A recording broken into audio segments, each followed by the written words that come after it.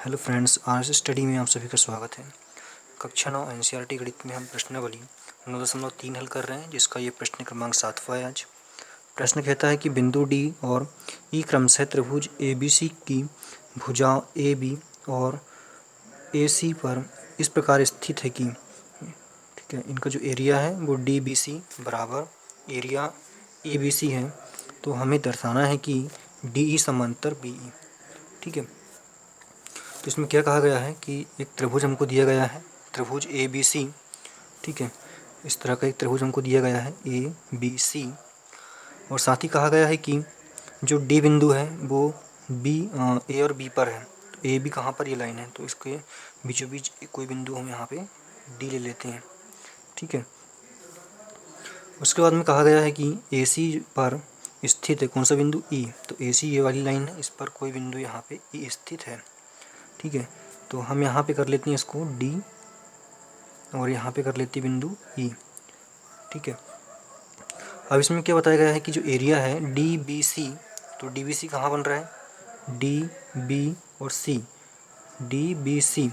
तो मतलब इसका यहाँ से एक हमको लाइन बनाना पड़ेगा। फिर area E B C, E B C, एक लाइन यहाँ से हमको बनाना पड़ेगा। ठीक है, तो इसकी हम रचना कर लेते हैं, और हमको साथ ही बताना है कि डी ई समांतर है बी सी के। तो जो डी ई लाइन बनेगी वो समांतर रहेगी इसकी बी सी की। तो इसका आकृति की रचना करेंगे। तो हमने यहाँ पे डी से लेकर ई तक एक लाइन बनाया, और डी से लेकर सी को मिलाया, ई से लेकर बी को मिलाया।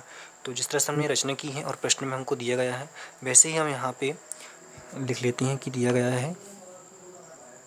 हमने यहाँ पे नोट किया कि दिया गया है कि ए बी सी एक त्रिभुज है।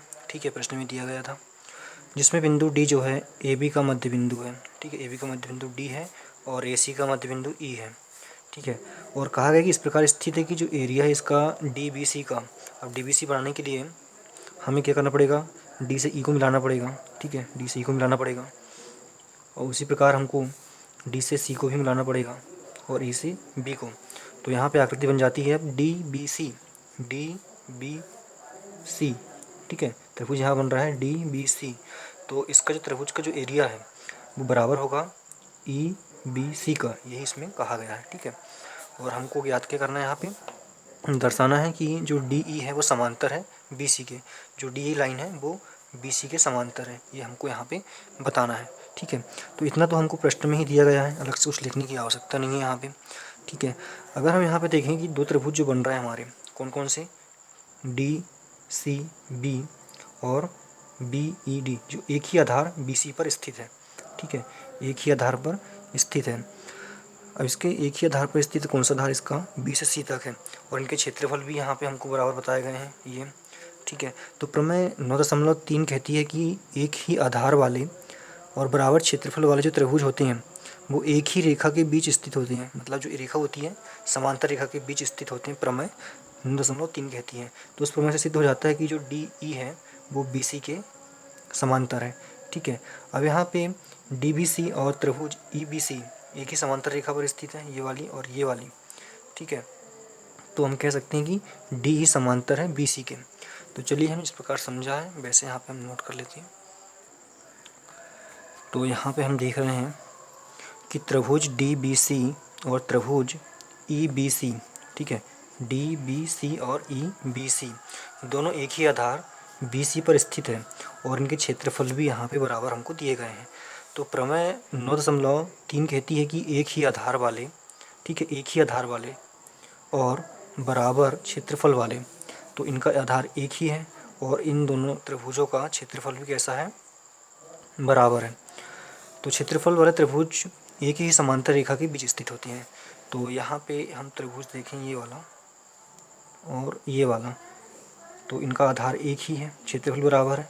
तो ये दोनों जो त्रिभुज है वो एक ही समांतर रेखा के बीच स्थित होंगे, और समांतर रेखा क्या है यहाँ पे, डी से ई और बी से सी। ठीक है, तो हम यहाँ पे कह सकते हैं कि त्रिभुज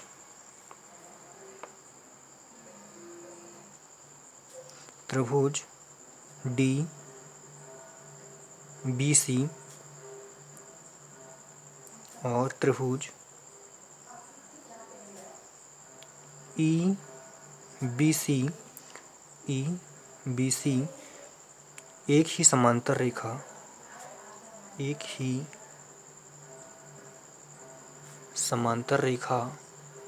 अब एक ही समांतर रेखा यहाँ पे कौन सी है? डी ई और बी सी।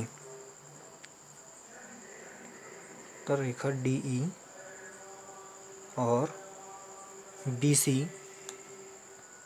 के बीच स्थित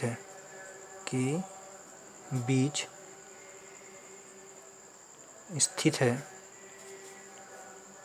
तो इसलिए डी ई समांतर हो जाएगा बी सी के। ठीक है, डी ई समांतर हो जाएगा बी सी के, और हमको यही सिद्ध करना था। यहाँ पे डी ई बराबर बी सी, ये हमको दर्शाना था। तो यहाँ पे हम कह सकते हैं इति सिद्धम।